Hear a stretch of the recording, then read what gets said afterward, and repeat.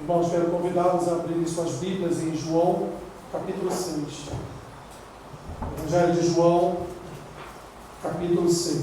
Vamos prosseguir em nossa peregrinação pelo Evangelho de João. Crendo, meus irmãos, que Deus há muito o que falar no nosso coração através do Evangelho de João.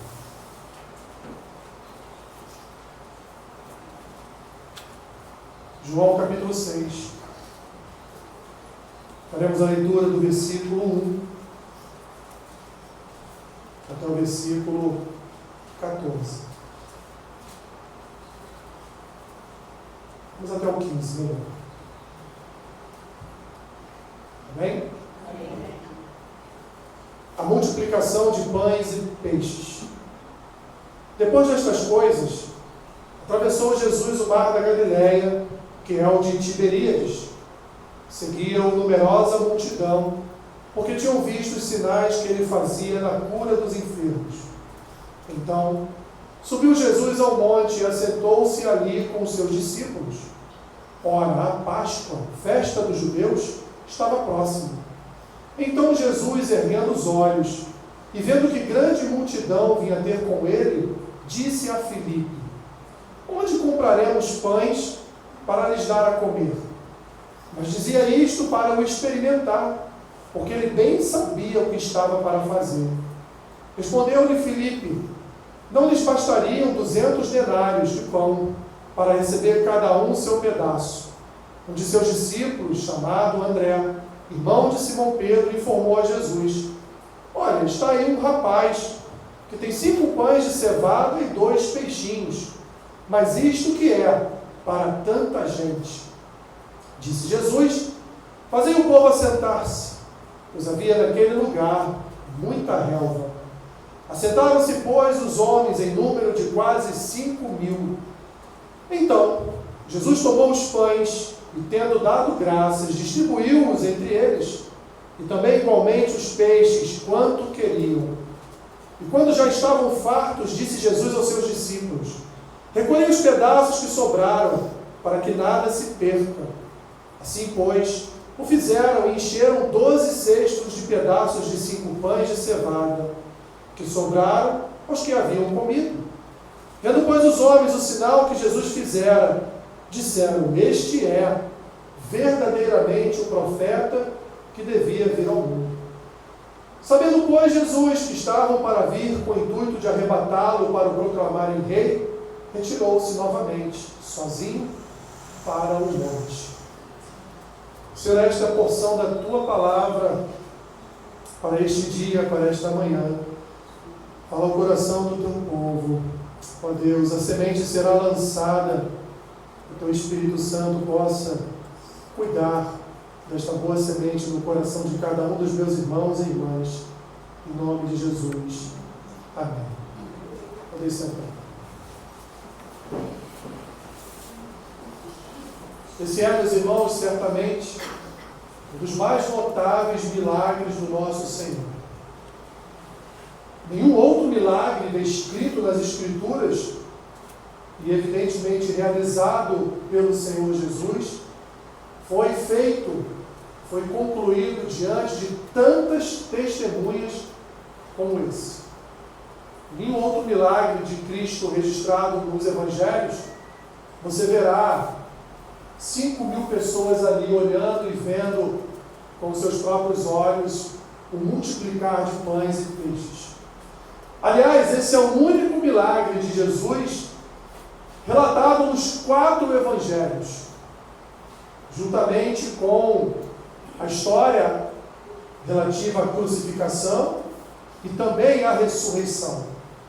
Daí podemos extrair que essa história da multiplicação de pães e peixes é, ou foi, muito importante para aqueles que escreveram os evangelhos, dada a consideração feita em cada um deles, juntamente com a crucificação e a própria ressurreição do Senhor.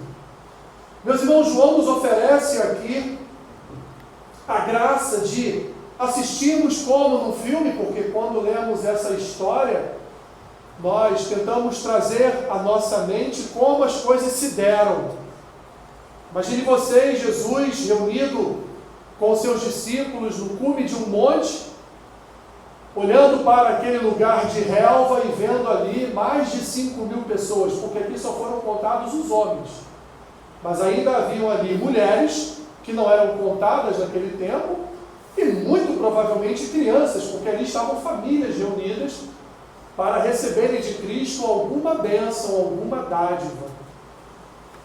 Imagine vocês então que Cristo olha lá para baixo e vê ali algo em torno de quase ou até mais do que 10.000 pessoas. Se considerarmos aí pelo menos a metade daqueles homens como homens casados e com as suas consequentes famílias. Jesus então, nós então olhamos para esta história como uma história que poderia ser muito bem retratada em um filme, dado o relato que João nos traz, como em nenhum outro evangelho, um relato que ele conta detalhes do que estava acontecendo, até mesmo as próprias palavras de Jesus, de Filipe, de Pedro, e o próprio ansiar do povo para aquilo que estava por vir. Evidente que eles não saberiam que estariam fartos ali algum tempo depois de comer pães e peixes, porque muitos ali foram procurar a Cristo para receber de Cristo aquilo que eles já estavam vendo em outras ocasiões, ou seja, seus milagres de cura, seus milagres de libertação e alguns outros que Jesus já houvera realizado. E apesar, meus irmãos, dessa multidão seguir a Cristo por causa dos seus milagres, mas principalmente por causa da cura dos enfermos, olha o que diz o versículo 2: seguiam numerosa multidão. Por quê? Porque queriam ouvir as palavras de Jesus? Porque queriam ouvir os ensinos do Mestre? Porque queriam ali durante meia hora, 1 hora, 2 horas dobrar os seus joelhos e orarem? Porque queriam aprender com Cristo como falar com Deus, como orar? Não! Eles seguiam a Cristo porque eles tinham visto os sinais que Ele fazia em quê? Na cura dos enfermos. Estamos aqui, meus irmãos, diante de um movimento neopentecostal, né? Estamos aqui diante de um movimento onde as pessoas buscam bênçãos para as suas vidas, buscam milagres para as suas vidas, mas não buscam ouvir a voz do Rei. Não buscam ser instruídas pelas Escrituras. Mas mesmo assim, meus irmãos, mesmo Jesus sabendo o motivo pelo qual aquela multidão o cercava, o motivo pelo qual aquela multidão o seguia, o motivo pelo qual aquela multidão estava reunida naquele lugar, ainda assim ele demonstrou uma grande preocupação em cuidar daquelas pessoas.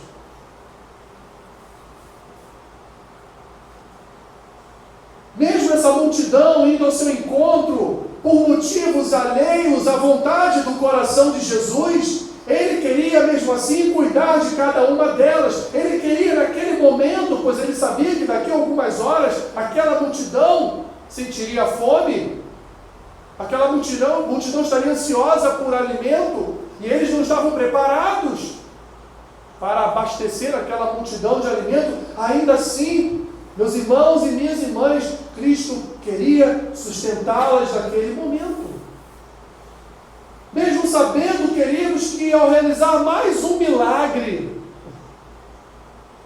no campo terreno, não no campo do coração, não no campo espiritual, ele sabia que se multiplicaria no coração daquele povo o desejo de segui-lo mais ainda, mas não para ouvi-lo, mas sim para extrair dele algo material, algo físico, algo não para a alma, não para o coração, mas algo que fisicamente fosse resolvido. No nosso tempo poderia ser uma conta para pagar, né? Poderia ser uma dor no tendão aqui, como eu estou sofrendo com o meu tendão do dedo aqui, né? Poderia ser uma dor nas costas, poderia ser uma enfermidade em alguém da família. Era exatamente dessa forma, e por isso que a multidão o seguia. Mas vemos aqui, meus irmãos, o grande amor do Senhor para com as pessoas, mesmo sendo o interesse delas diferente do dele, ou pelo menos menos do que ele gostaria que elas estivessem fazendo ali, ainda assim Cristo se preocupou em alimentar aquela multidão que se aglomerava a cada minuto para não ouvi-lo, mas para ver os seus milagres e para, quem sabe, até participar dos seus milagres, sendo curado de alguma enfermidade. Vemos aqui, meus irmãos, de uma forma resumida, que inesperadamente aparece as cristocidências, né? Aparece um rapaz, talvez um menino, com uma quantidade de pães e peixes, que seria insuficiente para alimentar aquelas pessoas, mas insuficiente aos olhos de Pedro, insuficiente aos olhos de Filipe, insuficiente aos olhos de Alessandro, insuficiente aos nossos olhos, mas plenamente suficiente àquele que cuida dos seus. Plenamente suficiente àquele que por amor tem cuidado de cada um de nós. Oh, meu irmão e minha irmã, quantas vezes Cristo já multiplicou seus pães e peixes?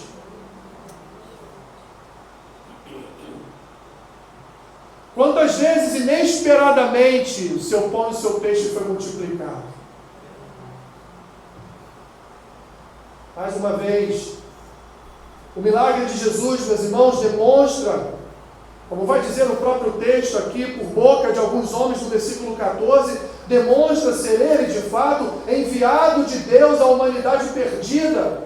Mais uma vez, João faz questão de relatar a manifestação do poder de Deus através de Jesus, exaltando-o como Filho de Deus, como Messias prometido, porque ele registra no versículo 14 as palavras de alguns homens que disseram: este é verdadeiramente o profeta que devia vir ao mundo. Quem é esse profeta que devia vir ao mundo? Aquele profetizado por Isaías, por Jeremias, por Ezequiel, por Daniel e por tantos e tantos outros profetas. Mais uma vez, meus irmãos, mais uma vez João quer confirmar para a sua audiência, para aqueles que iriam ler o seu evangelho, que Jesus é o Messias prometido e vindo da parte de Deus. Mas quando olhamos para esse relato, esse breve relato de 15 versículos, que nós podemos considerar, que nós podemos extrair como lições para as nossas vidas a respeito de um Deus que desceu à terra, o Deus conosco, Emanuel, o enviado do Pai, e que pode fazer milagres em nossas vidas. Em primeiro lugar, meus irmãos, não só nesse texto há uma demonstração clara de Jesus se preocupando com o povo, mas em outros textos Jesus também vai demonstrar essa mesma preocupação com o povo. Jesus tinha compaixão pelo povo. Jesus, meus irmãos, ele se compadece de nós. Imagine novamente como um filme na sua cabeça. Jesus sentado junto aos seus discípulos naquele monte, e ali olhava para toda a multidão e deveria estar passando o que pela cabeça dele?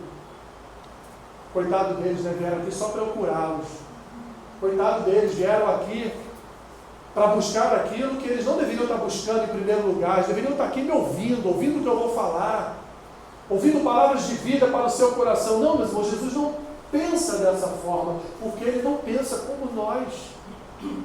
Porque nós já criamos um pensamento de juízo. Olha esse povo, só está atrás de Jesus porque vai curar. Mas Jesus não pensa dessa forma, porque ele se compadece dos seus. Ele pensa em primeiro lugar: o que eu vou fazer com esta multidão? Porque se eles não forem alimentados daqui a algumas horas, as minhas palavras não bastarão.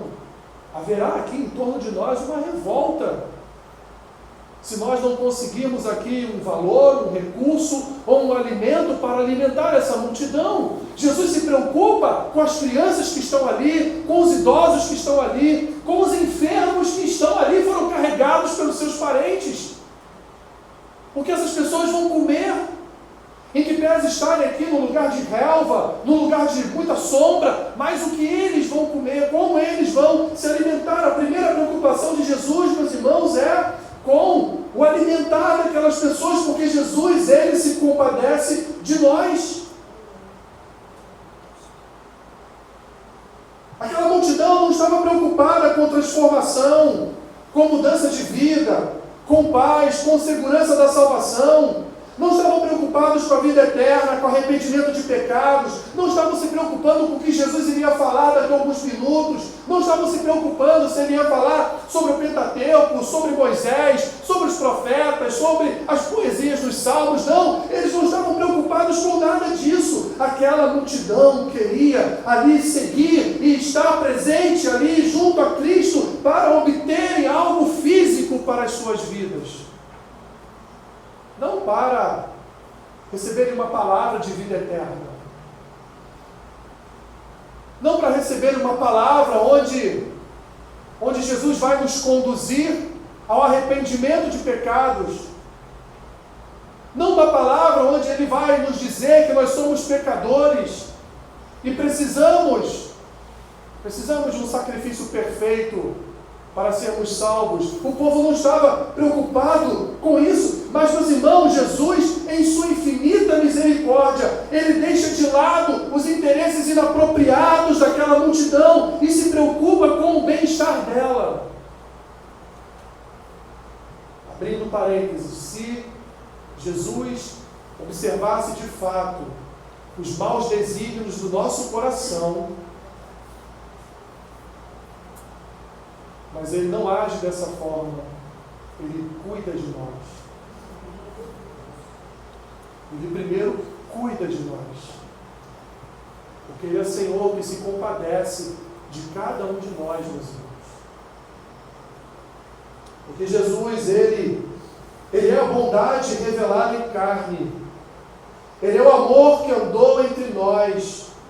Ele é a salvação da alma, acompanhada também de um cuidado terreno, porque Ele cura, Ele sara, Ele melhora a nossa condição no nosso emprego, Ele nos dá um emprego melhor, Ele prospera nos nossos negócios, Ele nos abençoa. Se Ele fosse observar os maus desígnios do nosso coração, se Ele fosse observar qual era a vontade real do coração daquela multidão, e por conta disso decidisse abençoar ou não, certamente Ele não abençoaria. Chamaria os seus discípulos e dizia: mande todo mundo dispersar e embora. Não quero ninguém aqui. Mas Ele não age dessa forma, porque o nosso Senhor, Ele cuida de nós. Ele se compadece de nós, mesmo quando os nossos interesses não são os interesses dEle. Mesmo quando nós, meus irmãos, não fazemos o que Ele nos determinou ainda lá no Sermão do Monte, Mateus capítulo 6, a partir do versículo 25, em observar, em buscar, em primeiro lugar, o reino de Deus e sua justiça, e as curas, a prosperidade, as bênçãos dessa terra nos serão acrescentadas. Porque, via de regra, não é assim que o nosso coração age. Via de regra, meus irmãos e minhas irmãs, nós dobramos os nossos joelhos para obter do Senhor um resultado para as petições do nosso coração mau. Quantas vezes já dobramos os nossos joelhos e permanecemos ali por 10, 15, 20 minutos só agradecendo a Deus por suas bênçãos? Mas passamos 10, 15, 20 minutos pedindo.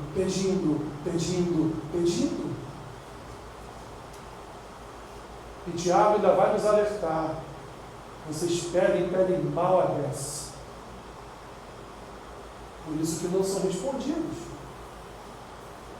Por isso que não recebem a resposta. Porque Jesus nos ensinou a orar. Jesus nos ensinou a buscar, a pedir, a bater. É legítimo buscar, pedir e bater. Mas Jesus nos ensinou muito antes de buscar, pedir e bater, Ele nos ensinou a buscar em primeiro lugar o reino de Deus e a sua justiça. E aquele povo que estava ali, estava buscando bênçãos. Estavam querendo extrair do profeta uma bênção para a sua vida, mas não estavam preocupadas com o seu coração, não estavam preocupadas com mudança de vida, não estavam preocupadas com vida eterna, não estavam preocupadas se aquele ali de fato era o Messias prometido pelos profetas ou não. O que elas queriam era estar ali, serem curadas e acontecer algo extraordinário, milagroso em suas vidas. Que maravilha, meus irmãos, quando nós estamos diante de uma história sublime como essa, porque Jesus sabia que se ele de fato efetuasse o milagre da multiplicação de pães e peixes, se ele de fato realizasse o milagre com a sua misericórdia, sua graça, sua bondade, seu amor, o seu compadecer daquela multidão, o que aconteceria como resultado? Aquela multidão veria como Filho de Deus, aquela multidão veria que as suas palavras, como vai dizer Pedro alguns dias depois, as suas palavras eram palavras de vida eterna. Não, aquele povo iria agora, depois de não só nos curar, mas também de nos alimentar, aquele povo buscaria mais e mais a presença de Jesus para extrair mais e mais dele bênçãos, bênçãos e bênçãos. Sem se preocuparem com a maior bênção de todas, que é aquela implementada no coração do pecador, que o conduz à salvação e vida eterna. Em segundo lugar, meus irmãos, vemos claramente nesse texto que em Jesus reside a plenitude de poder. Qual homem, meu irmão e minha irmã, que pode pegar 5 pães e 2 peixes e alimentar mais de 5.000 pessoas? Qual homem que pode fazer isso? Só aquele que é Senhor sobre todas as coisas, só aquele que pode todas as coisas, é que seria capaz de realizar um ato como esse. Um alimento que não existia foi chamado à existência. Aquilo que antes era pouco alimentou toda uma multidão, e não só alimentou, mas ainda sobrou 12 cestos ainda, para que se fosse necessário alimentar mais pessoas ainda. Cristo nos mostra aqui, meus irmãos, aliás, Ele também realizou esse milagre para mostrar quem Ele era de fato diante daquele povo, para que aquele povo não ficasse só buscando as suas curas, buscando as suas bênçãos de prosperidade, buscando só coisas materiais e dessa terra, mas para que aquele povo também olhasse para Cristo e visse nele Deus encarnado. Visse nele aquele que antes da fundação do mundo e por ordem exclusiva da sua palavra fez e formou todas as coisas. João retrata muito bem, dentro do seu texto, que Jesus já sabia o que ele iria fazer. Quando ele está reunido com os seus discípulos no cume do monte, ele já sabia o que ele iria fazer. Ou seja, um Deus onisciente, é o Deus da terra, pisando na terra e ali utilizando-se da sua onisciência, porque ele já sabia o que ele viria a realizar daqui a alguns minutos. João está dizendo: olha, vocês que dizem que este homem que aqui esteve foi só um homem, um profeta da parte de Deus, não. Eu digo a vocês que ele foi sim homem, mas ele também era Deus. Porque um homem comum não saberia que daqui a alguns minutos ele mesmo multiplicaria pães e peixes vindos de um menino que estava ali no meio da multidão. Só Deus poderia programar, projetar o que ele viria a fazer alguns minutos depois. João deixa, portanto, de forma clara que aquele que andou entre eles, aquele que andou com eles, não era um homem como João, não era um homem como João Batista, não era um homem como Pedro, não era um homem como Filipe, mas ele era Jesus, o Deus Emanuel, o Deus encarnado em figura humana, realizando milagres que nenhum homem poderia realizar, porque ali estava na presença deles o homem e Deus. No tempo em que João escreveu esse evangelho, uma das correntes do gnosticismo entendia que Cristo não era divino, era apenas um homem, e por isso João, em todo o seu evangelho, vai retratar os milagres de Cristo e vai fazer questão de, em algum momento, em algum versículo, em algum ponto, ele deixar claro que Jesus era Deus.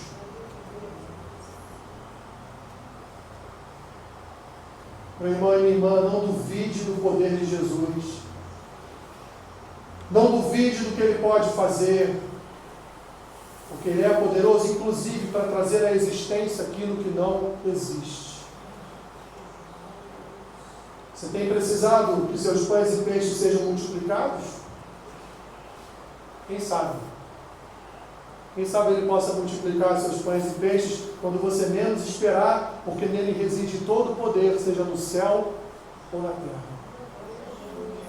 Ele é soberano, Ele é dono de todas as coisas, Ele faz o que Ele aprouver, segundo a sua vontade santa.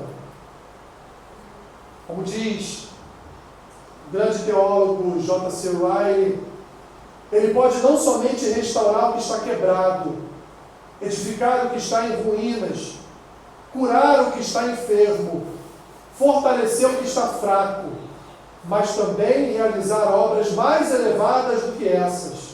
Ele tem a capacidade de chamar do nada à existência coisas que antes não existiam.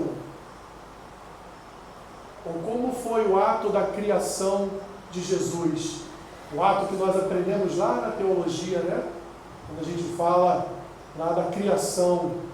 A criação foi um ato ex nihilo, ou seja, do nada Ele criou todas as coisas. Nada existia. E numa só ordem da sua palavra, todas as coisas passaram a existir. Aquilo que ainda não existe na sua vida, por uma só palavra de Cristo, pode passar a existir. Aquilo que aos seus olhos é impossível de acontecer, aos olhos e diante do poder de Cristo, é possível acontecer, porque do nada Ele forma as coisas. Porque do nada Ele traz a existência. Porque do nada Ele forma e faz o que Ele quer. Em último lugar, meus irmãos, em terceiro e último lugar, Jesus, Ele é suficiente para suprir as nossas necessidades. Vou repetir, Jesus é suficiente. E quando nós falamos que Jesus é suficiente, é que Ele não precisa de ninguém. E nós também não precisamos de ninguém, porque Ele é suficiente para suprir cada uma das nossas necessidades. Eu conheço um homem que certa vez deu um testemunho. Esse homem trabalhou muitos anos na Petrobras, ganhava um bom salário. Em determinado dia foi mandado embora. E depois de alguns meses em que seu seguro-desemprego acabou, em que sua rescisão foi toda consumida por suas contas, pelo sustento da sua família, da sua casa, aquele homem, um belo dia, viu-se em desespero, pois tinha uma mulher e um filho, e na sua geladeira só tinha alguns pães velhos e água, era o que tinha na sua geladeira. E ele então conta, nesse testemunho que ele fez, uma oração que ele nunca havia feito em sua vida. Ele colocou diante de Deus a lembrança de que Deus era suficiente na vida dele. Ele disse: Senhor, eu estou trazendo à tua memória que o Senhor é suficiente na minha vida. Eu preciso de um trabalho, eu preciso de um emprego, mas agora, nesse momento, eu preciso de comida. Porque eu não tenho comida. Minha família, de hoje em diante, não tem mais um arroz, um feijão, não tem mais nada o que comer. Nós só temos alguns pães velhos no final de semana e água. Então eu aprendi, desde pequeno, com os meus pais, que o Senhor é o Deus de suficiência. O Senhor é Deus que supre as necessidades do seu povo. Então eu só peço ao Senhor que o Senhor venha suprir a minha necessidade. Eu posso até ficar sem comer, mas não permita que a minha mulher e meu filho fiquem sem o teu alimento. Passou todo o dia, e quando foi à noite, 2 irmãos da igreja, da nossa igreja de Nova Iguaçu, tá? Essa história não é muito longe da gente, não. Bateram lá, na portaria do prédio onde ele morava. O porteiro falou: seu fulano, 2 homens aqui estão dizendo que o senhor conhece eles, é o fulano e o Beltrano, o senhor conhece? Ah, conheço sim, são os irmãos da igreja. Então, eles estão aqui com umas caixas aqui na portaria e estão querendo falar com o senhor. Pode subir? Pode. Subiu, e aqueles irmãos levaram para ele naquele dia 4 cestas básicas. E esses irmãos falaram para ele: olha, eu estava na minha casa orando,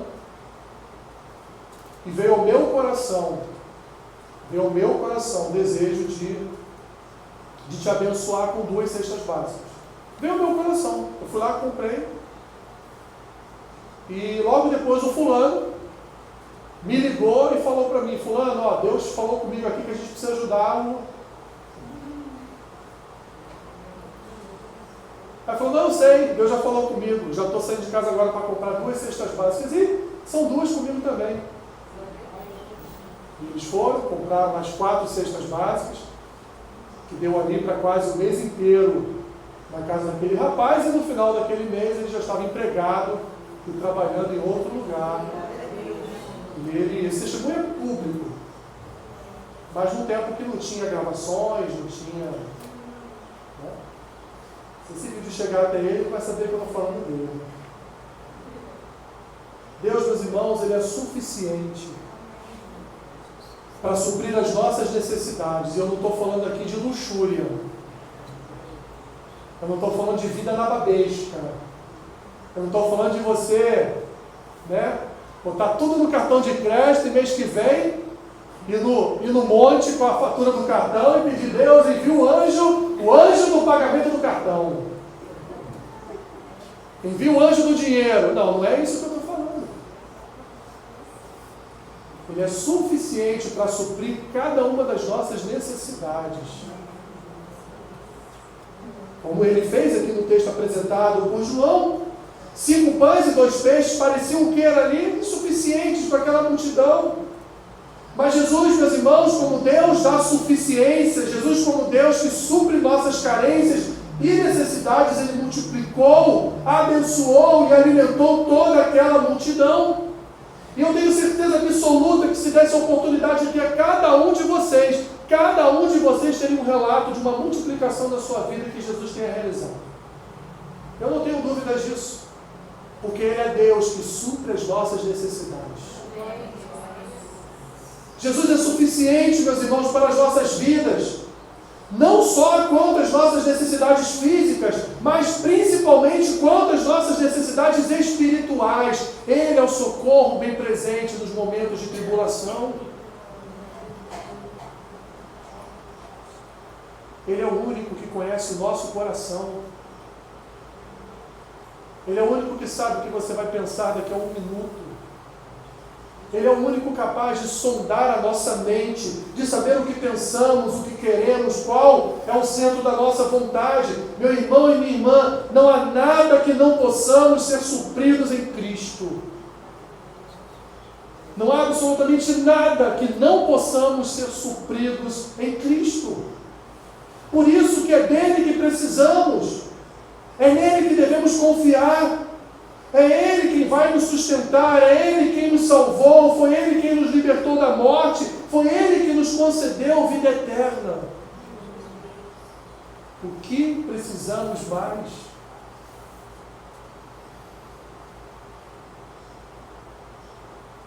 O que necessitamos mais, meus irmãos, se Ele tem nos dado de todas as dádivas mais importantes de uma vida de fé? De Cristo, meus irmãos, procedem todas as fontes para a vida.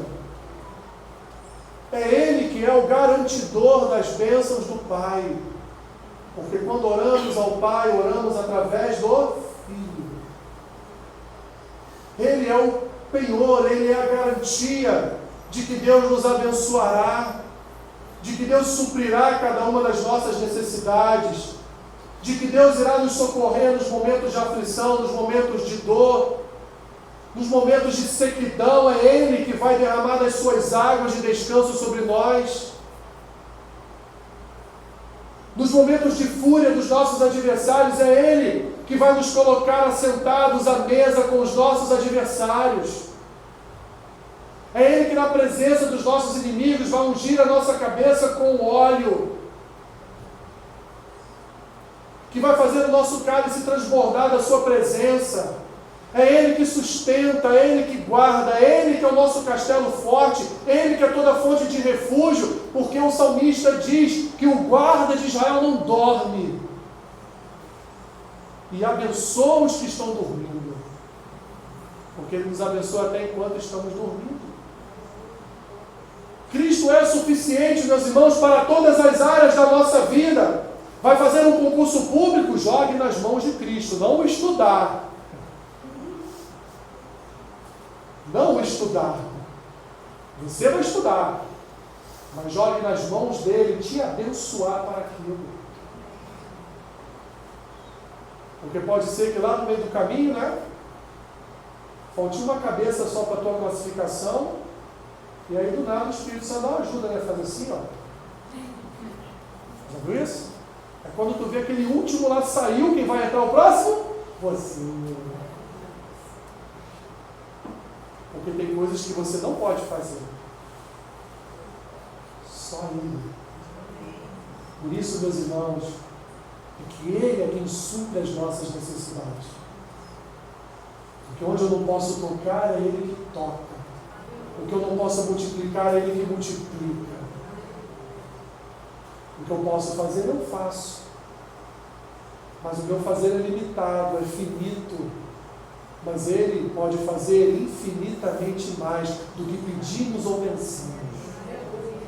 E o que Ele fez aqui foi infinitamente mais do que Filipe, do que Pedro, do que seus discípulos, do que o garotinho com os 5 pães e os 2 peixinhos pensaram. Imagine a cara dos discípulos. Manda todo mundo sentar aí, ali debaixo da relva, manda todo mundo se acalmar e começa a levar os cestos aí e distribuir para o povo os pães e os peixes. Imagine a cara dos discípulos. Imagina a sua cara se você estivesse vendo esse quadro diante dos seus olhos. Mas como assim? Só tem 5 pães e 2 peixes. Como é que eu vou levar os cestos? Os cestos até essa multidão. E no meio do caminho aquilo vai se multiplicando dentro dos cestos. Vai se multiplicando dentro dos cestos. Vai se multiplicando dentro dos cestos. E quando eles descem e chegam lá embaixo diante da multidão, tem lá muito mais do que 5.000 pães, muito mais do que 5.000 peixes. E aí está transbordando, caindo pelo chão, que depois eles tiveram que catar e ainda encher mais 12 cestos. Ele pode fazer isso na sua vida também. Enquanto você ora, Ele está multiplicando. Enquanto você ora, Ele está abençoando. Enquanto você recorre a Ele e diz, só o Senhor pode. Ele, então eu vou fazer. Mesmo que as suas intenções não sejam a dele, como era do povo. Mesmo que os seus interesses não sejam o dele, como também não era do povo. Mesmo que você não ande perfeitamente diante dele, como esse povo também não andava. Mas ainda assim, Ele é suficiente para suprir as nossas necessidades. Concluindo, meus irmãos, do que você tem precisado na sua vida? Talvez a salvação de um parente, talvez uma cura para alguma enfermidade, sua ou de outra pessoa. Talvez tenha precisado que o Senhor lhe socorra na sua ansiedade, na sua depressão, no seu estado emocional. Talvez tenha precisado que o Senhor venha lhe socorrer também no seu trabalho, de repente está perigando, a empresa está falindo, as pernas não estão muito boas, e você anda preocupado com o que pode acontecer. Talvez um novo negócio que você queira empreender e não tenha tanta certeza de que possa dar certo ou não. Mas a pergunta mais importante, meus irmãos, não é do que você tem precisado. A pergunta mais importante é: você confia plenamente que Jesus é suficiente para suprir as tuas necessidades? A pergunta é essa. Você confia plenamente que, independente da sua situação, independente do que você esteja precisando, independente do que esteja acontecendo dentro da sua alma, do seu corpo, que Jesus ele é suficiente para suprir a sua necessidade?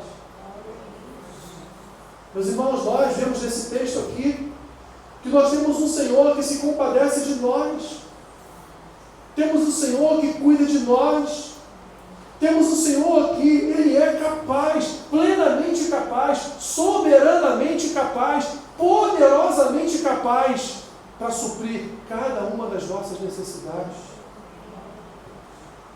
Ele é suficiente em todas as coisas, pois, como diz a própria palavra, nele reside a plenitude de poder. Ele tem autoridade sobre tudo e sobre todos, autoridade tal que não só ressuscita mortos, como ressuscitou a Lázaro, mas autoridade tal que ele até faz vir à existência e sem usar forno, sem pescar pães e peixes. Ali não tinha forno, nem os ingredientes para ele mandar seus discípulos fazerem os pães. Ele não mandou ninguém pescar. Ele só abençoou o seu povo e cuidou do seu povo. Ele é aquele, meus irmãos, que traz à existência o que não existe. Ele é aquele que torna o velho em novo. Ele é aquele que levanta um caído. Ele é aquele que cura o enfermo. Ele é aquele que encontra o que está perdido. Ele, meus irmãos, somente Ele pode todas as coisas no céu e na terra. É essa confiança que devemos exercitar diariamente no nosso Senhor. Seja nas pequenas coisas, seja nas coisas elevadas, Ele é capaz, poderosamente capaz, soberanamente capaz de suprir, como supriu aqui nessa história, as nossas necessidades. Apenas confie. Confie que Jesus é suficiente para suprir as suas necessidades. Ó Deus Emanuel, tu que esteves conosco e hoje se encontra sentado à destra de Deus, e ali contigo reinamos, porque é o que a tua palavra nos diz. Que o Senhor possa renovar a nossa confiança na tua providência, a nossa confiança no teu suprir das nossas necessidades, pois não há texto melhor nas Escrituras que nos ensine, como esse aqui nos ensina, que tu és o Deus da suficiência. Obrigado, porque até aqui o Senhor tem nos ajudado. Obrigado, Senhor, porque a tua obra, ela tem sido realizada em nossas vidas. Obrigado, Senhor, porque o teu cuidado tem estado sobre nós. Obrigado, Senhor, porque a tua palavra diz que as tuas misericórdias se renovam a cada manhã. A tua palavra complementa e diz que grande é a tua fidelidade. O Senhor é Deus do pouco, é Deus do muito, mas o Senhor é Deus que nos sustenta no pouco ou no muito. Tu és, Senhor, e tu reinas sobre nós. Obrigado, Senhor. Obrigado pelo teu sustento, obrigado por nos guardar debaixo das tuas asas, obrigado por ser o nosso castelo forte, obrigado por ser a nossa fonte de refúgio, obrigado por ser a nossa fortaleza, onde podemos habitar, onde podemos nos esconder nos momentos de aflição. Obrigado, Senhor, porque tu és o bom pastor e nada nos falta. Abençoe o teu povo, ó Deus. Se há entre nós necessidades de cura, que o Senhor venha curar. Se há entre nós necessidades financeiras, que o Senhor venha prosperar. Se há entre nós necessidades emocionais, que o Senhor venha curar, a dar equilíbrio, a sustentar nos momentos de sofrimento. Ah, Senhor, abraça o teu povo nesta manhã. Cuida do coração do teu povo nesta manhã. Que eles saiam daqui com a tua palavra em seus corações. Em nome de Jesus. Em nome de Jesus. Amém.